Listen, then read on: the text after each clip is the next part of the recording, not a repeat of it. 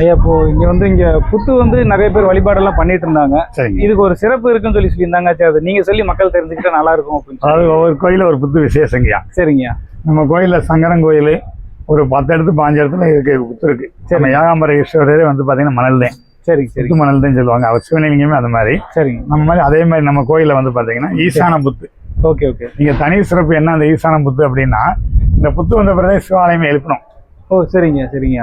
இது வரைக்கும் அந்த இடம் வெறும் இடம் தான். Okay okay. நம்ம அந்த இடத்துல சிவாலயம் எழுப்புங்க அப்படின்னு சொன்ன பிறகு நம்ம இது பண்ணோம். சரிங்க. அப்போ புத்து சின்னதாகத்தே இருந்தது. சரிங்க. இது இல்லை. அப்போ நாங்கள் சிவாலயம் கட்டி முடிஞ்சு பார்த்தீங்கன்னா கோபுரம் மாதிரி புத்து எங்கள் கோயிலுக்கு. ஓகே ஓகேங்க. அதாவது கோயில் கட்டியெல்லாம் எல்லாம் பண்ணிடலாம். அதுமாதிரி புத்து கட்ட முடியாது. இந்த ஆலயத்துல சிவாலய தனி சிறப்பு அப்படின்னா, இங்க நந்திக்கு நாங்க பூஜை பண்றதில்லை. சரிங்க. கொடிமரத்துக்கு பூஜை பண்றதில்லை. சரிங்க. ஈசான புத்துக்குதான் பூஜை பண்றோம் ஒவ்வொரு காலமும். ஏன் இங்க ஈசான புத்து பூஜை பண்றோம் அப்படின்னா, யாரு சிவனை பார்த்து வெளியே வந்தா இந்த புத்தத்தையும் பார்க்கணும். ஓகே. அதே மாதிரி இந்த புத்தை பார்த்துட்டு நேரம் பார்த்து சிவனத்தையும் பார்க்கணும். அப்படி சிவன், அதாவது ஈசான புத்து வீண் போவாதான். இன்னைக்கு எவ்வளவு பேர் ராகு திசை பரிகாரம் பண்றதுக்குலாம் வராங்க, கேது திசை பரிகாரம் பண்ண வராங்க. வர்றவங்களுக்கு அத்தனை பேருக்கு நடத்தி கொடுத்துருக்குது. சரிங்க. எவ்வளோ திருமண தலங்களை நீ கூட பாத்தி கல்யாணத்துல பாத்தீங்களே. ஆமாங்க ஆமா. எல்லாமே திருமண தலங்களை இங்க இந்த கோயில கல்யாணம் பண்ணுவாங்க. சரி. மாங்கல்யம் கட்டிட்டு போவாங்க. இந்த புத்தோட அருமை. Okay okay. அதே மாதிரி 48வது நாள்ல சரிங்க இது காட்சி எடுக்கிற புத்து. ஈசானாவே காட்சி எடுக்கிற புத்து. சரிங்க. எவ்வளவு துன்பப்பட்டு எவ்வளவு கஷ்டப்பட்டு வந்தாலும் சரிங்க, எவ்வளவு பரிகாரம் பண்ணியிருந்தாலும் இந்த எல்லையில மிச்சு நம்ம இந்த புத்தை அலங்காரம் பண்ணிட்டு போனோம்னா 48வது நாள் நம்மளுக்கு காட்சி கொடுக்குமா.